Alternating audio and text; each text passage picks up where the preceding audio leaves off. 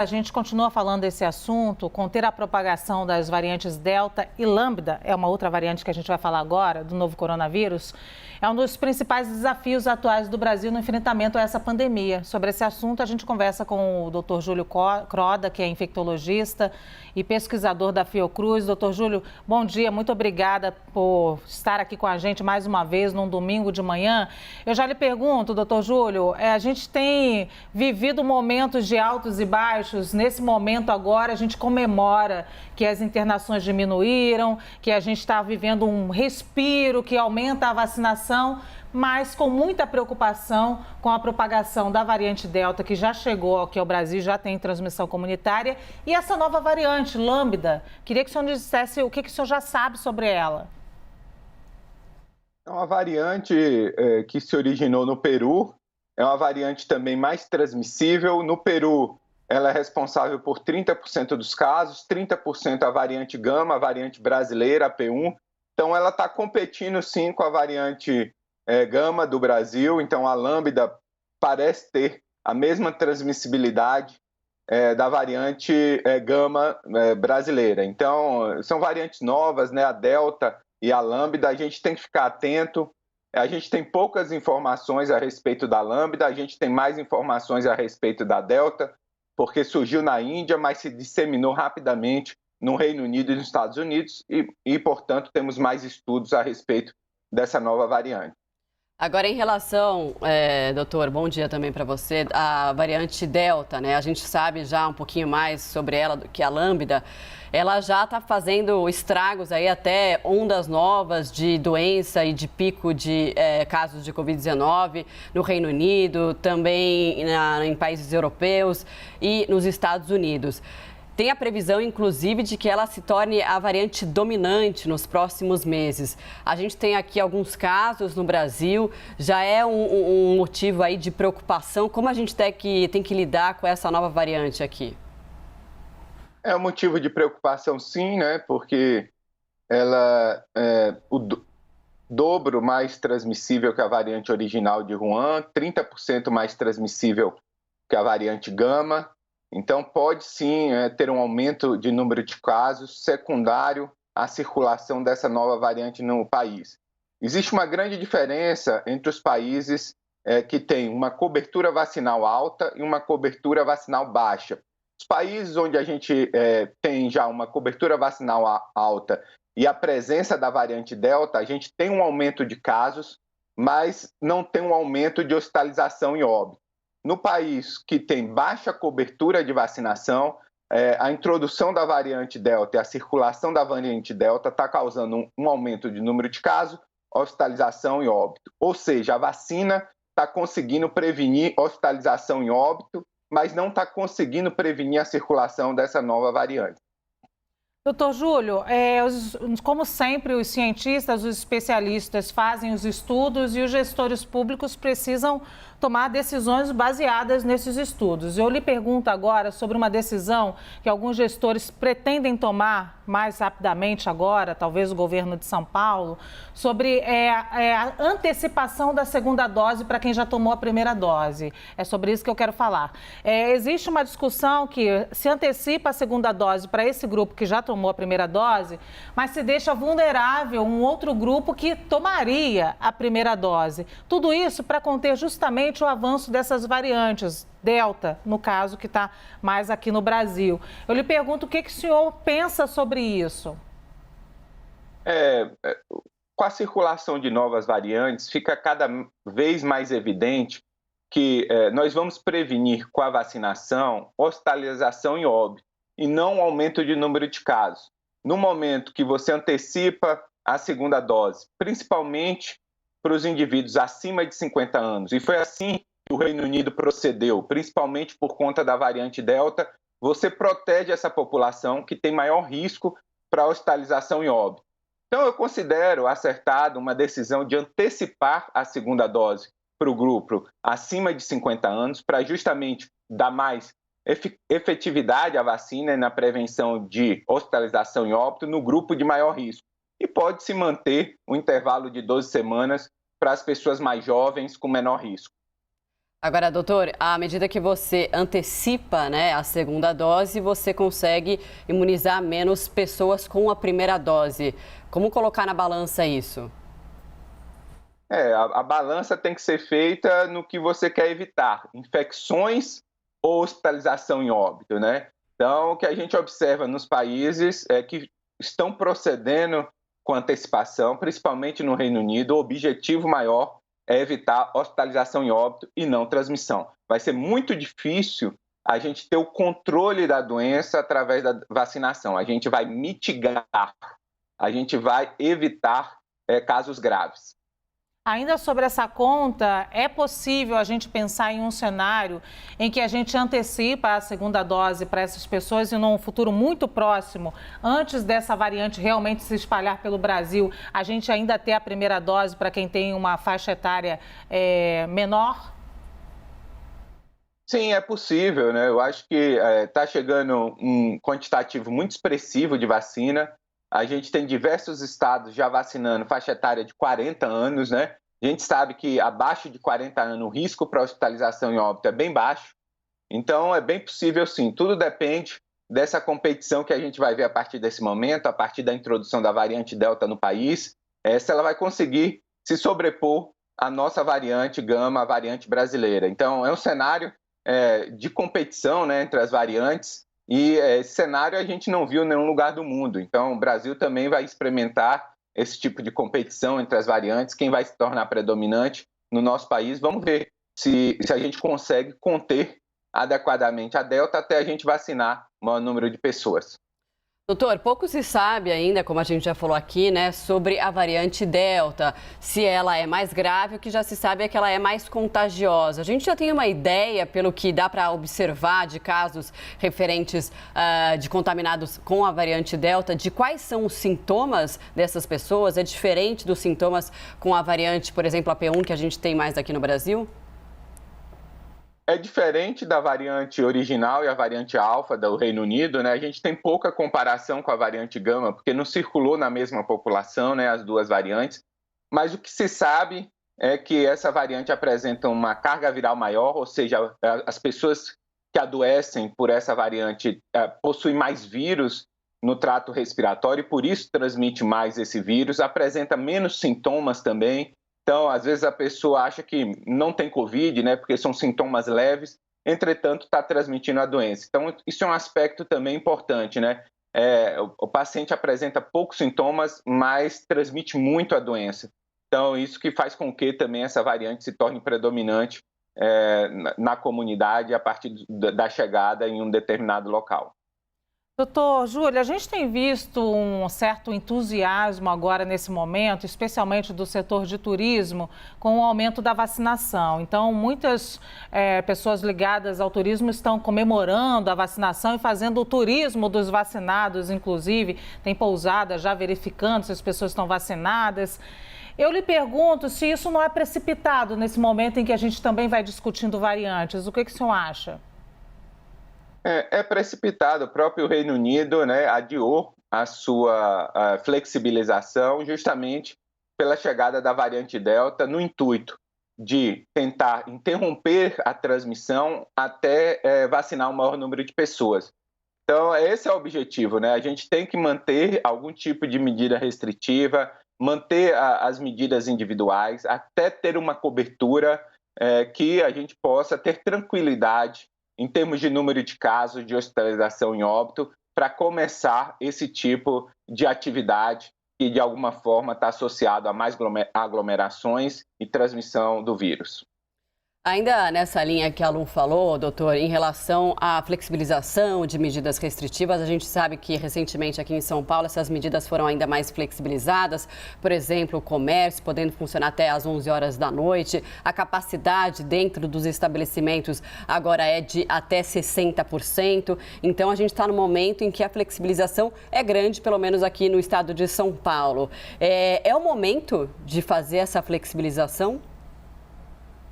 Eu acho que tem que ser uma flexibilização responsável, né? Foi antecipado esse horário de fechamento para as 11 horas, foi aumentado a capacidade, né, de 40% para 60%, e agora a gente tem que observar se tiver um aumento expressivo de número de casos de hospitalização ou óbito, as medidas têm que regredir.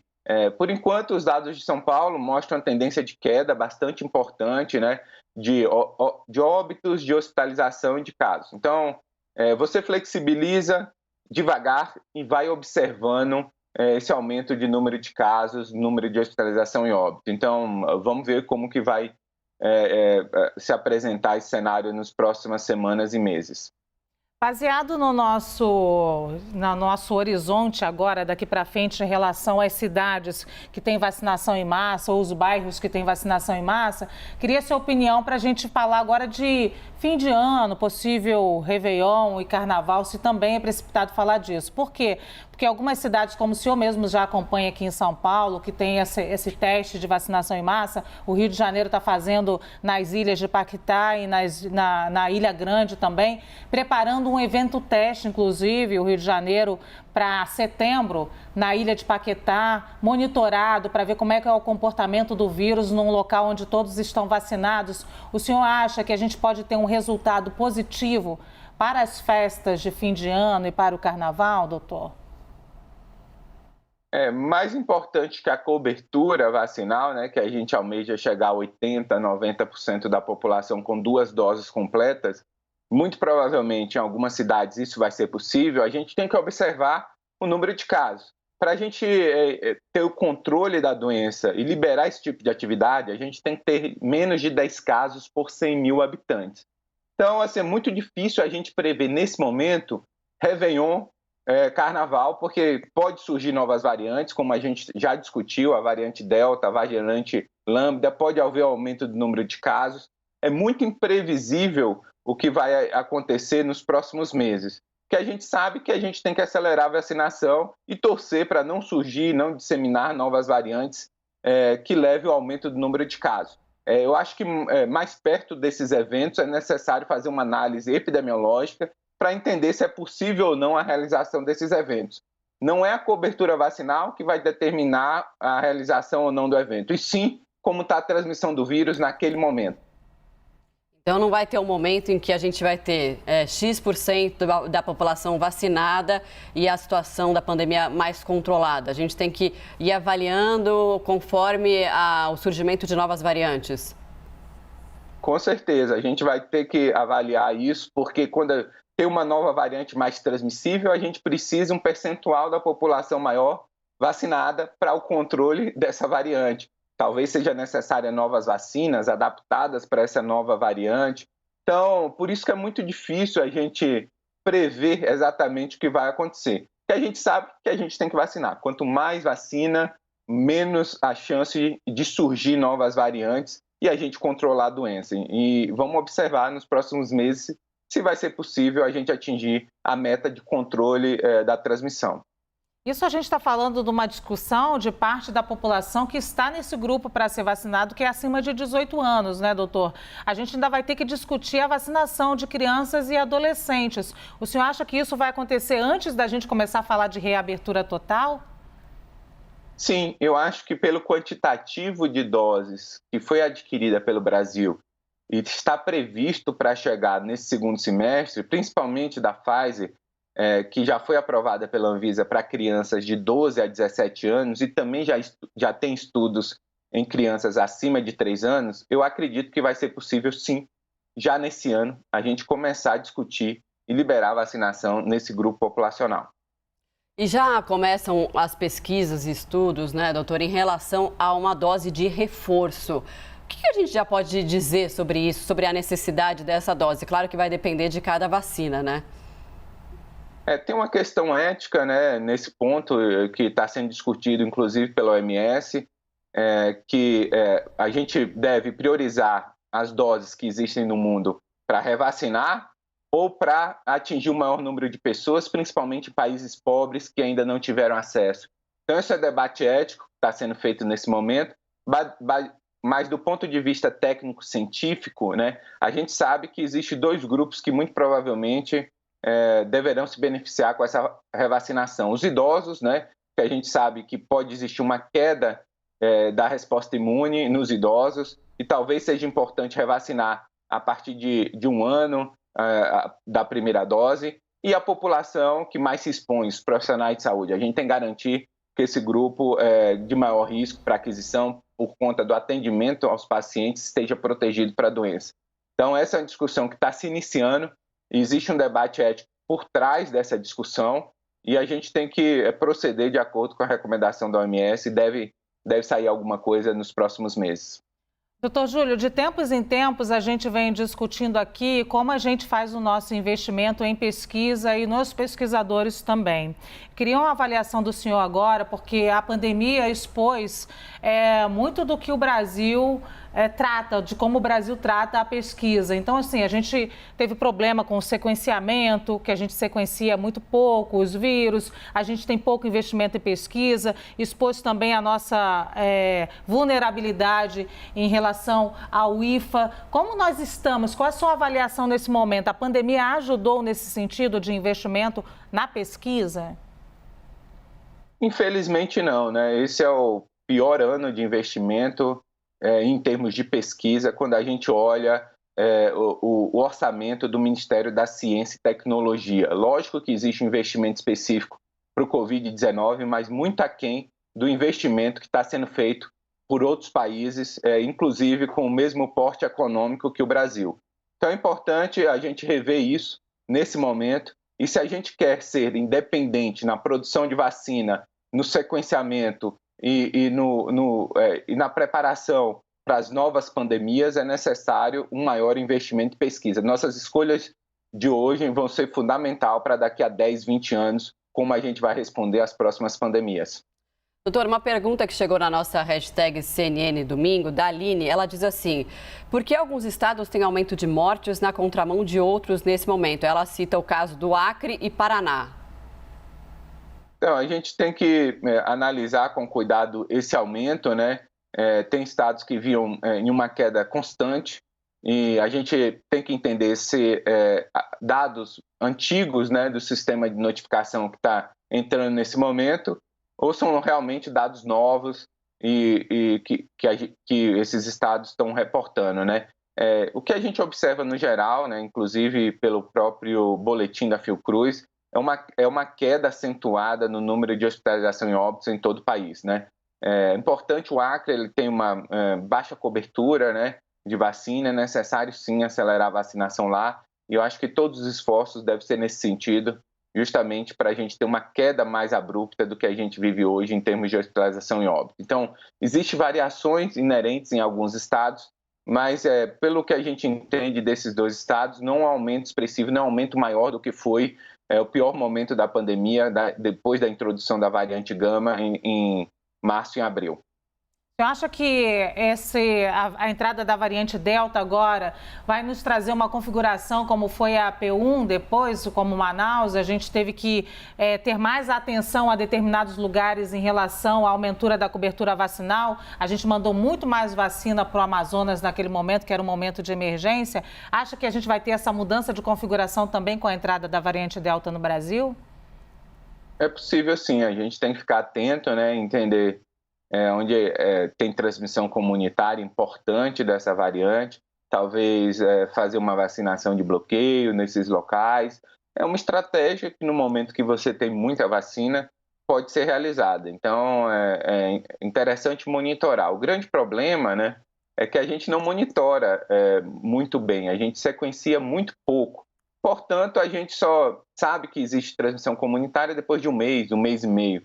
E dessa forma a intervenção de busca de contatos ou eventualmente uma vacinação em massa numa região específica, essa intervenção já é tardia, então não tem mais efeito. Então, se a gente não monitora em tempo real novas variantes no nosso território, a gente não tem como intervir em tempo adequado.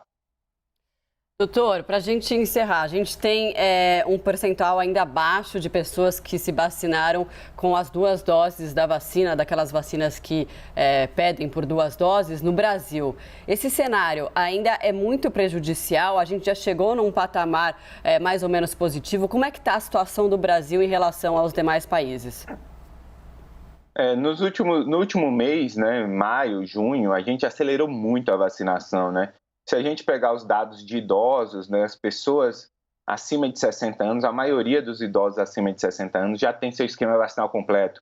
E isso foi responsável pela queda de hospitalização em óbito que a gente observa nesse momento, uma queda marcante. A gente tem que avançar, principalmente na faixa etária acima de 50 anos, para proteger ainda mais em termos de hospitalização em óbito. Mas eu vejo que o Brasil, nos últimos meses, conseguiu avançar muito a vacinação da sua população. Batemos recorde de vacinação por dia, 3 milhões.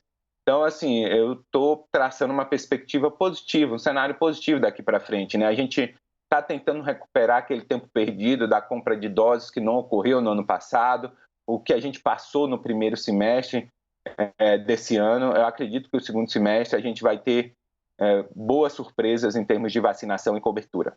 Que assim seja, doutor Júlio Croda, infectologista, pesquisador da Fiocruz.